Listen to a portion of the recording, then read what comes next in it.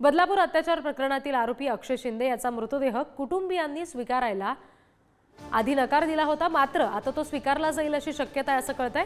अक्षय शिंदेचे वडील आज हायकोर्टामध्ये खरंतर याचिका दाखल करणार आहेत। या प्रकरणातले पुरावे नष्ट करण्यासाठी अक्षयचा एन्काउंटर केल्याचा आरोप अक्षय शिंदेच्या वडिलांनी केलाय आणि अतिरक्तस्रावामुळे त्याचा मृत्यू झाल्याचं पोस्टमॉर्टमच्या प्राथमिक अहवालामधून स्पष्ट झालंय।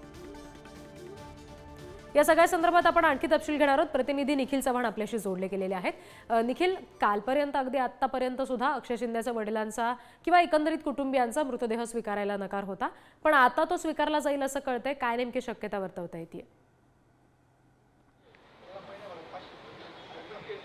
नक्कीच रिद्धी, कालच आपण पाहिलं तर या ठिकाणी अक्षय शिंदे याचा संपूर्ण शवविच्छेदन प्रक्रिया आहे ती पार पडलेली आहे। मुंबईतील जे रुग्णालयामध्ये काल शवविच्छेदनासाठी घेऊन जाण्यात आलेलं होतं आणि त्यानंतर काल संध्याकाळी ठाण्यातील कळवा येथील छत्रपती शिवाजी महाराज रुग्णालयामध्ये पुन्हा एकदा अक्षयचा मृतदेह आहे तो आणण्यात आलेला आहे। त्यानंतर मात्र त्याचे कुटुंबीय अजूनपर्यंत आहे ते कळवा हॉस्पिटलमध्ये पोहोचलेले नाही आहेत, परंतु आज कुटुंबीय हा मृतदेह घेतील असं शक्यता आहे ती या ठिकाणी वर्तवण्यात येते। कारण परवाच्या दिवशी आहे अक्षयच्या कुटुंबियांनी प्रतिक्रिया दिलेल्या होत्या की अक्षयचा आम्ही मृतदेह स्वीकारणार नाही जोपर्यंत अक्षयला न्याय मिळणार नाही। त्यासाठी आज अक्षयचे कुटुंबीय आहेत ते उच्च न्यायालयामध्ये देखील त्यांनी धाव घेतलेली आहे। आज 10:30 वाजता न्यायमूर्ती रेवती डेरे यांच्या खंडपीठासमोर ही सुनावणी आहे पार पडणार आहे। या सुनावणीत नक्की काय होतंय आणि त्यानंतर कुटुंबियांची भूमिका काय असणार आहे हे देखील पाहणं महत्त्वाचं ठरेल। परंतु तुर्तास तरी अक्षय शिंदेचा मृतदेह आतापर्यंत कळवा येथील छत्रपती शिवाजी महाराज रुग्णालयामध्येच आहे, त्यामुळे अक्षय यांच्या कुटुंबियांची भूमिका आहे ती खूप महत्त्वाची आहे। निश्चित, आणि या भूमिकेसंदर्भातले पुढचे तपशील तुमच्याकडून घेऊ। निखिल,